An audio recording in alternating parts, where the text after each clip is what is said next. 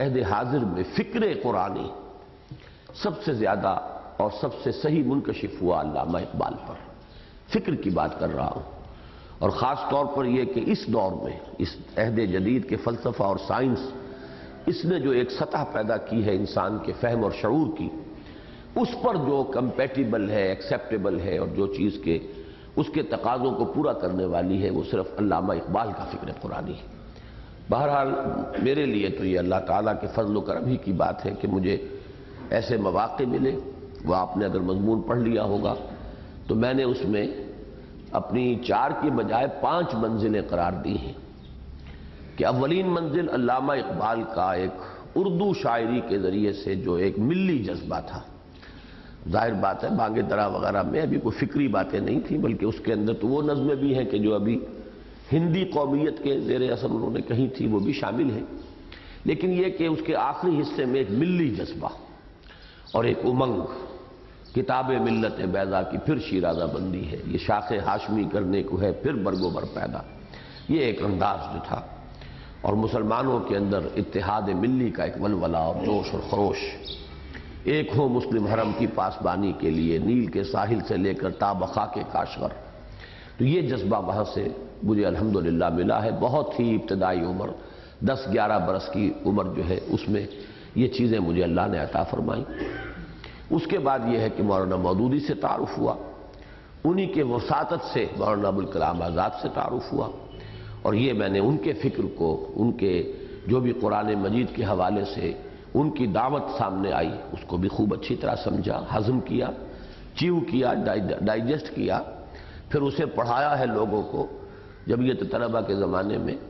یہ تمام فکر جو ہے میں نے اپنے دروس کے ذریعے سے عام کیا ہے. پھر تیسری منزل اس پر قائم ہوئی مولانا اصلاحی اور ان کی وساطت سے مولانا فراحی کے فکر تک رسائی. مولانا اصلاحی کی کتابیں عام طور پر جماعت میں لوگ نہیں پڑھتے تھے کہ یہ خشک ہیں، اور ان کے اندر وہ مولانا مودودی صاحب کی تحریر کی سلاست تو موجود نہیں ہے. بڑا ایکیڈمک انداز ہے مولانا اصلاحی صاحب کا، وہ بات کو کھولتے نہیں ہیں، بات جتنی بیان کرنے کی ہے بس وہ بیان کر دی. ایک ہوتا ہے وہ شخص کہ جس کو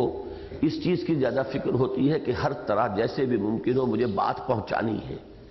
ایک ہے کہ ہم نے بات کہنی ہے وہ کہہ دی ہے. تو ان دونوں چیزوں میں بڑا زمین و آسمان کا فرق ہے. تو چونکہ مولانا مودودی کی تحریروں میں یہ دوسرا انداز تھا کہ وہ تو ہر ممکن کوشش کرتے تھے، جسے آپ کہتے ہیں کہ لیونگ نو سٹون انٹرنڈ، کہ یہ بات میں نے پہنچانی ہے. اور انہوں نے خاص طور پر اپنے سامنے ہمارے معاشرے کا جو جدید تعلیم یافتہ طبقہ تھا اس کو رکھا تھا. علماء کے ذہن کو انہوں نے سامنے نہیں رکھا کہ ان کو بھی کوئی بات سمجھانی ہے یا ان سے بھی کوئی بات منوانی ہے. لہٰذا وہ علمی انداز انہوں نے اختیار نہیں کیا، ان کا توضیحی انداز اور اس بات کو سلیس انداز میں پہنچا دینے کی کوشش. تو جماعت کے لوگ چونکہ اسی انداز کے عادی تھے، تو اصلاحی صاحب کا جو طرز نگارش ہے اور جو طرز تحریر ہے وہ جماعت کے اندر عام طور پر کم سے کم یہ کہ پاپولر نہیں تھا. لیکن یہ کہ یہی پھر میں عرض کروں گا اللہ کا فضل اور اللہ کا کرم ہے کہ چونکہ مجھے قرآن مجید سے ایک مناسبت اس نے پہلے ہی سے عطا کر دی تھی. عربی میٹرک میں میں نے پڑھ لی تھی، اور اس زمانے میں اسکولوں میں واقعتاً کچھ پڑھایا جاتا تھا. تو وہ جو کتاب الصرف اور کتاب النحو ہے عبد الرحمن امرتسری صاحب کی، وہ ہم نے اس وقت پڑھی تھی. لہٰذا یوں سمجھیے کہ کلید تو بنیادی موجود تھی. لہٰذا مجھے جو ایک شغف ہو گیا تھا تو مولانا اصلاحی اور پھر مولانا فراحی کی تحریروں سے. یہ تیسری منزل ہے. چوتھی منزل پر اسی دور میں، یہ بھی کالج لائف ہی کا دور ہے میرا، وہی زمانہ ہے کہ یہ کتاب چھپ کر آئی ہے، ترجمہ جو حضرت شیخ الہند کا. یہ بالکل ناپید تھا. اصل میں شروع میں یہ چھپا تھا مدینہ بجنور، یہ یو پی کا ایک شہر ہے بجنور، اس میں اخبار نکلتا تھا مدینہ، اس کے مالک نے اور اپنے ہی پریس سے اس کو چھاپا تھا. تو یہ پاکستان میں اویلیبل بھی نہیں تھی کتاب، یہ بہت کم اس زمانے میں. ابھی اتنا تو اشاعت اور طباعت کا کوئی خاص جو ہے ہمارے ہاں ابھی وہ تیزی والی جو بات ہے وہ نہیں آئی تھی. لیکن یہ کہ کراچی کے کچھ اصحاب ثروت نے، کچھ سیٹھوں نے نیکی کمانے کے لیے یہ کام کیا کہ وہ جو اصل تھے جن کے پاس کے کاپی رائٹ تھا اس کا، مدینہ بجنور والے لوگ، ان کی اجازت کے بغیر اس کو ہانگ کانگ سے طبع کرایا، بہت خوبصورت اور بڑے موٹے کاغذ کے اوپر، بہت عمدہ کاغذ، نیلی سیاہی میں یہ چھپ کر جب آیا، اور پھر یہ کہ مفت تقسیم کیا انہوں نے مفت تقسیم کیا، لیکن یہ کہ مختلف اداروں کو مثلاً دے دیے، فلاں ادارے کو اتنے، فلاں ادارے کو اتنے، انہوں نے پھر بیچنے شروع کیے۔ تو وہ نسخے جو ہے 5 روپے میں پہلے ملتے تھے، پھر یہ کہ وہ بڑھتے بڑھتے 30-35 تک، میں سمجھتا ہوں کہ 10-15 بلکہ شاید 20-25 نسخے اپنے پیسوں سے خریدے اس زمانے میں، اور میں نے کچھ لوگوں کو دیے کہ پڑھو اس کو۔ تو یہ بھی سمجھتا ہوں میں کہ اللہ کا خصوصی فضل ہے عین اسی زمانے میں اس کا چھپ کر آنا۔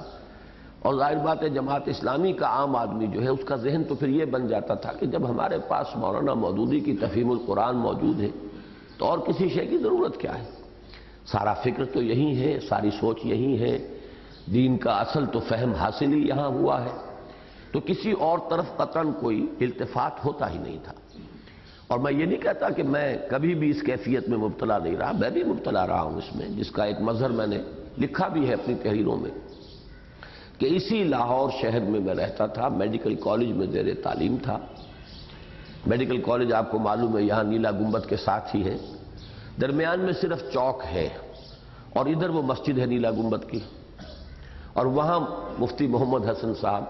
ایک بہت بڑی شخصیت، مولانا تھانوی کے خلیفہ، ان کے خلفاء میں بہت اہم مقام کے حاصل اور عالم اور بہت بڑے جو ہیں صوفی، لیکن میں نے ان کی کبھی شکل تک نہیں دیکھی، کبھی ضرورت کا احساس ہی نہیں ہوا۔ ذرا سے فاصلے پر ادھر جو ہے مولانا احمد علی تھے لاہوری رحمۃ اللہ علیہ، لیکن یہ کہ کبھی دیکھا ہی نہیں انہیں۔ تھوڑے سے فاصلے پر ادھر یہ موہنی روڈ کے علاقے میں یہ مولانا داؤد غزنوی موجود تھے اسی زمانے میں، کبھی ملاقات تک نہیں ہوئی۔ ہم تو اتنے مگن تھے اپنے اس پورے، اپنی تحریک، اپنا فکر، اپنی سوچ، اپنا جذبہ، اپنی امنگ، جو بھی جماعت اسلامی جمعیت طلبہ، کہ کسی اور طرف دیکھنے کی قطعاً کوئی احتیاج محسوس ہی نہیں ہوتی تھی کہ پورا فکر ہمارے پاس ہے، بلکہ ان حضرات کے پاس تو وہ فکر ہے ہی نہیں، ان کے سامنے دین کا وہ تصور ہے ہی نہیں۔ اس اعتبار سے ایک یوفوریا بھی تھا کہ ہم بہتر مقام پر ہیں، بہتر اور ایک بلندتر درجہ جو ہے اللہ نے ہمیں دیا ہے۔ بہرحال یہ کہ اس طریقے سے کہیں 2 اور 2 4 کی طرح تو یہ باتیں آدمی سوچ کر طے نہیں کرتا، لیکن یہ کہ تحت شعور میں یہی چیزیں تھیں جس کا یہ نتیجہ نکلا کہ ایک شخص لاہور میں 5 سال رہا، ویسے تو 7 سال میں رہا،